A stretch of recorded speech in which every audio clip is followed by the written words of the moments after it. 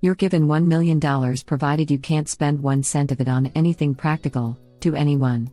If you can spend the money in such a ridiculous way as to make the giver laugh their ass off, you'll get another mother-in-law to spend as you please when the first mother-in-law is gone. How do you spend your million?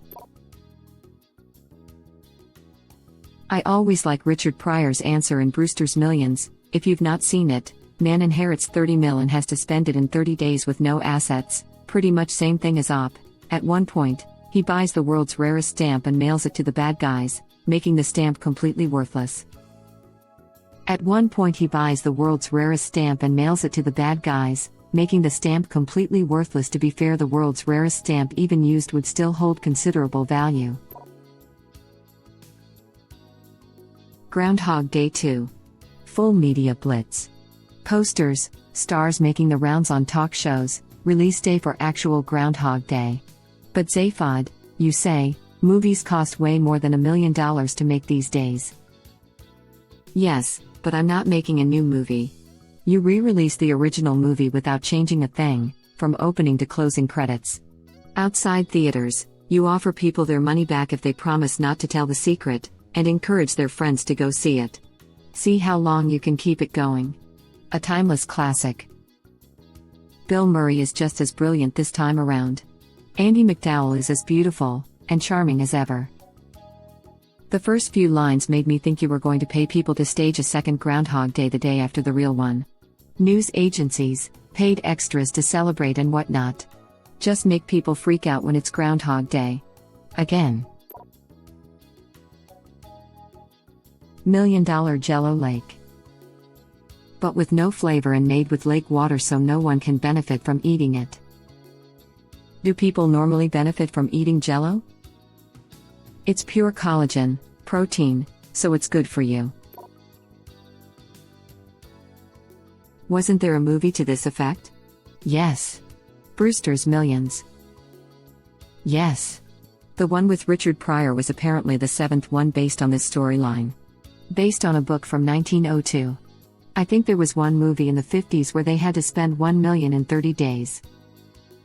Just imagine how much harder it was to complete in 50s, that money is worth a lot more, you have no internet, and communication is slow. Edit, responding to comments, to spend in the limitation original poster mentioned in 50s. Most replies are told that are practical, useful to someone. Rent out every movie theater in the entire US to play Brewster Millions on repeat for 1 weekend, no admission fee for anyone who wanted to come in and watch. Done and done. I don't think 1 million would be enough for that. It's a few movie theaters, Michael. How much could it cost? $5? Right now, in COVID times, you can rent movie theaters for you and your pod. At $350 a pop, for an advanced screening of a new movie, you'd have to rent 2,667 theaters. Edit $350, not $375.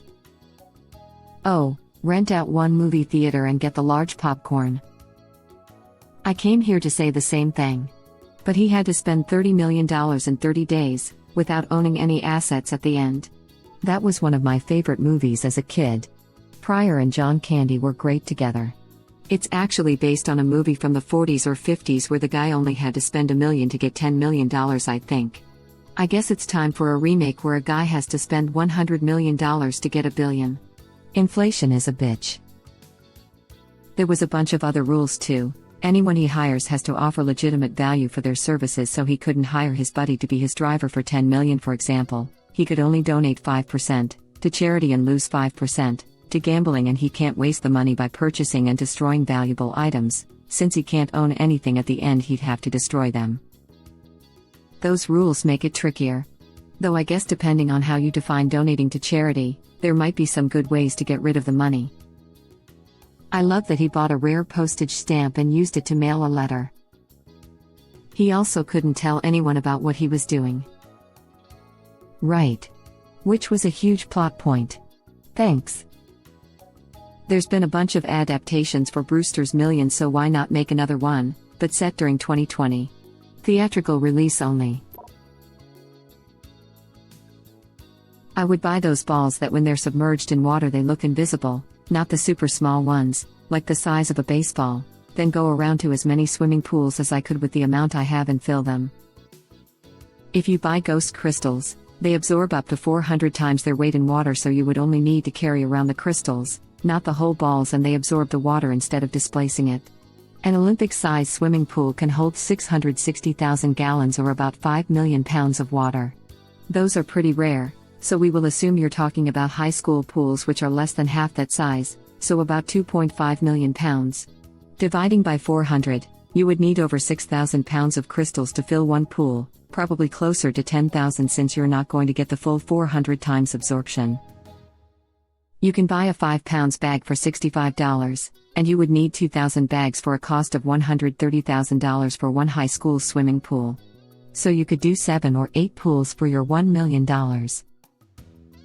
I thought they meant like random pools in backyards, in an area where swimming pools are a thing. Southern California? Just fill as many pools in the peak heat of summer, as fast as you can, stealthily. Confusion runs rampant. I think there's a hard cap on how stealthily you can dump thousands of pounds of anything into a pool. Depends on how many people you get involved, how quiet they are, and how quiet their vehicles are. Just dress as ninjas in the dead of night, be as silent as you can, with as many people as you can. Just offer a bit of the second million and you'd be amazed at what people can manage to do. You could have just one person sneak a wide hosepipe into the pool, then remotely pump the crystals and reel back the pipe. r/they did the math, Reddit link. I'd love to actually try and swim in that. You can get a few pounds of marble-sized Orbeez on Wish for a less than $100 and totally fill a reasonably sized pool with them. You wouldn't be able to clean it, but for the first 24 hours, it would be amazing. Also, please don't try to send them down the drain to get rid of them once you're done, it will not work and will cause issues with the plumbing. Also, do not flush down ungrown Orbeez. I remember a guy filling his tub with them, not realizing he hadn't plugged the drain properly. So when they grew, they pushed down the pipe and up through the toilet and sink. I half hope it was faked and half don't. Hope it was because it was so ridiculous, hope not because it's a plumbing and ecological nightmare. I would go to the largest strip club on the busiest night of the year and pay the strippers to put on ugly clothes instead of take them off. Damn you. Tell us what the busiest night of the year is at a strip club. Whenever your mother is there. That's a compliment and a diss, I think. The Super Bowl weekend in whichever city is hosting the Super Bowl. I'd probably use it to commission some very fancy outfits for animals. I'm talking about ducks in tuxedos and armadillos dressed for a cotillion. I could really get behind tuxedos. You're onto something here. Only if we can also make jean cut-off shorts and t-shirts for penguins. Hawaiian shirts. I read that as coalition, and now I want armadillos dressed in UN peacekeeper uniforms. I'd hire a bunch of private detectives to spy on each other. The amount of private detectives you could hire with $1 million would make this effing hilarious. Picturing like 1,000 detectives chasing each other around a city for a week.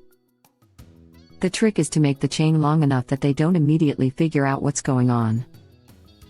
And even if some start to cotton on and work together to unravel the scheme, there are too many layers, and they'll be looking for a purpose behind it all when there is none. And then pies start turning up dead and you don't even know why. And who are you going to hire to find out? Lol. It would become burn notice. You know, spies, a bunch of bitchy little girls. Family, too, if you're desperate. Shall we shoot them? I'm not sure, if you're unintentionally out of sequence or if you've met my family. Bottom line, until you figure out who burned you, you're not getting any karma. The difference between a run-of-the-mill, ex-cop private detective and a trained covert operative in trying to gather basic intel on someone is that the cop will keep their distance, watch from afar, and slowly piece together their target's daily routine. Sam bumps into the guy causing him to drop his phone, but someone up to date on current technology knows that all that info can be obtained much more quickly by simply taking it from the target's phone. Camera zooms in on a small USB device being briefly plugged into the target's phone as Sam is picking it up and handing it to him while he apologizes for being so clumsy and a fake drunken slur. Ah yes, a quote from the great Mr. Chuck Finley. No, intentionally hire one that's slated to die. And then stage their natural death like a murder. Now they're chasing a murderer that doesn't exist and they all suspect another pie. Hire them from all over the world, some better than others. The scene from Hitman where they all looked alike.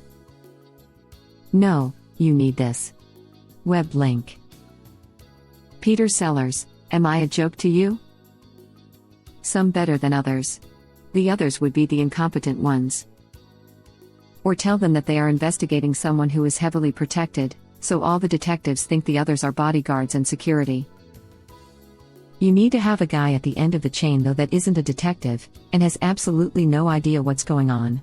That way if the detectives actually start working together and figuring out the chain, they eventually get to Greg from Minneapolis who's done nothing but deliver pizzas and smoke pot for 10 years, whose greatest ambition is to work his way up to shift manager, but worries that it'll be more responsibility than he can really handle. You can handle the shift manager position, they wouldn't offer it if they didn't think you could do it, Greg. It would be very practical for the pies to have work though. Not when I tell them to make their daily report to the drive-through speaker at Wendy's. They all have the same dead drop.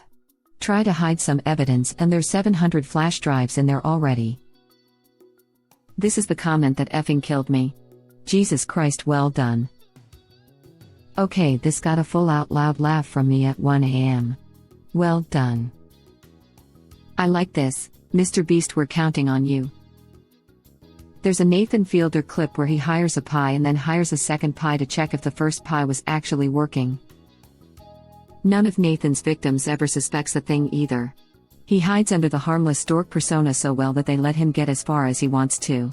Another one of my favorite clips is him talking to the really arrogant PR guy about the crap-flavored frozen yogurt and he manages to bait the guy into an argument on camera about the size of his penis.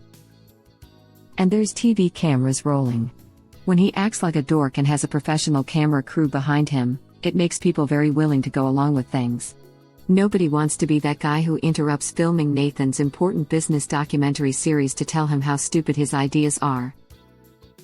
Slightly wrong, the pie wouldn't hang out with Nathan and made an excuse that he was busy and had plans. So Nathan hired a pie to see if he was actually too busy to hang out. Then he asked the second pie if he wanted to hang out. He claimed that he had a family thing in San Diego. Nathan hired a third pie to check, and the last clip of the episode was the third pie following the second on the highway to San Diego. Would you want to hang out on Saturday night? I love Nathan for you. Can't believe he's had Bill Gates on his show so many times. What a guy.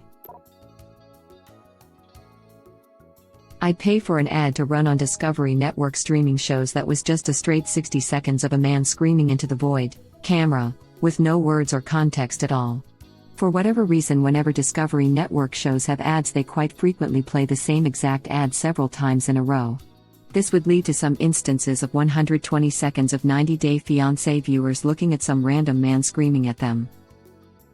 I hate that show edit. The funniest part is I guarantee you there will be tons of people interpreting the screaming as different things. Some people will think it's part of a conspiracy. Some people will think it's some avant-garde art statement. Some people will think it's a viral marketing campaign for a new show or movie. And some reporter will have to do a bunch of investigative reporting to finally track me down and ask me, what is this?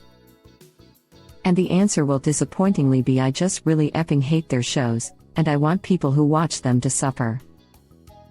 Thought that said Disney at first. Original poster replies.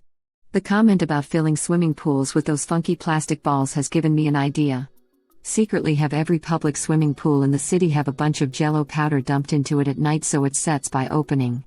There's always room for Jello. You might enjoy about actually building a Jello swimming pool. Might be problematic to get it done in one night. Web link. I'm going to rent 1 million ducks, fill a warehouse with them, and invite the friend to stand in the only open door outside. A curtain to keep the ducks from trying to fly will have him as the sole rock in a river of ducks. I'm going to start a duck rental business. You and me, man, we're going to make a killing off this no-making money scam. Edit. And the winner is, we got us some flocking ducks. Edit. People are grossly overestimating how much I care about the existence of actual duck rental businesses. Ducks for bucks, only $1 per duck.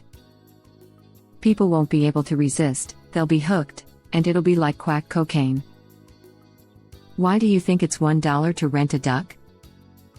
It's not. They're free. They don't want you to know that. You can just take them home from the park. This wouldn't work. It costs like $4 per day to rent a duck where I live. Hire a blimp that displays strange messages. Like after diner, Marx is skipping. Then, start a cult around those blimps' messages and get a B-movie celebrity on board.